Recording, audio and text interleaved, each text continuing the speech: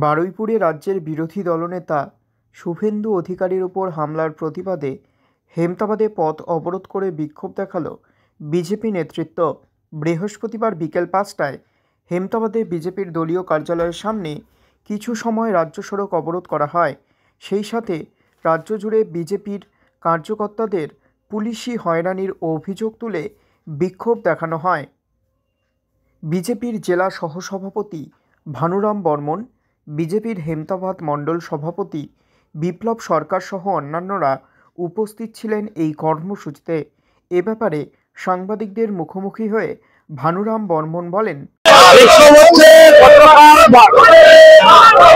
গতকাল বারুইপুরে বিরোধী দলনেতার উপর আক্রমণ করা হয়েছে এবং সারা পশ্চিমবঙ্গে ভারতীয় জনতা পার্টির কর্মীদের উপর বিনা মামলায় বিনা অপরাধে কেস দেওয়া হচ্ছে এবং বেছে বেছে বিজেপির কর্মীদের উপর আক্রমণ যে করছে, প্রশাসন নীরব রয়েছে।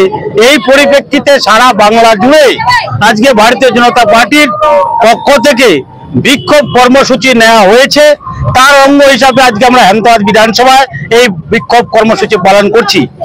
এটাও আমরা বলে রাখছি, এতেও যদি প্রশাসন নির্বিকার থাকে, আগামী দিনে আরো বৃহত্তর আন্দোলনে ভারতীয় জনতা পার্টি একই বিক্ষোভ কর্মসূচি যেটা হয়েছে আরো বৃহত্তর আকারে হবে।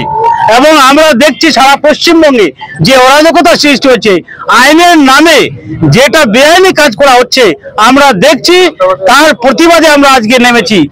বিরোধী দলনেতার উপর যদি নিশ্চয়তা না থাকতে পারে, পুলিশ মন্ত্রী কি করছে সেটা দেখার বিষয় রয়েছে সারা পশ্চিমবঙ্গের মানুষকে। আজকে সারা পশ্চিমবঙ্গের যে ভারতীয় জনতা পার্টির কার্যকর্তা সবাই বিক্ষোভে সামিল হয়েছে। কেউ পথ অবরোধ করছেন, কেউ বিক্ষোভ র্যালি করছেন। আমরা এখানে পথ অবরোধ বিক্ষোভ হিসাবে কর্মসূচি হিসাবে করছি হেমতাবাদ বিধানসভার পক্ষ থেকে। আমরা চাই আগামী দিনে এই প্রশাসন থেকে আরম্ভ করে পুলিশ মন্ত্রী সঠিক বিচার করুক এবং সাধারণ জনগণের যেন অসুবিধা না হয়ে থাকে।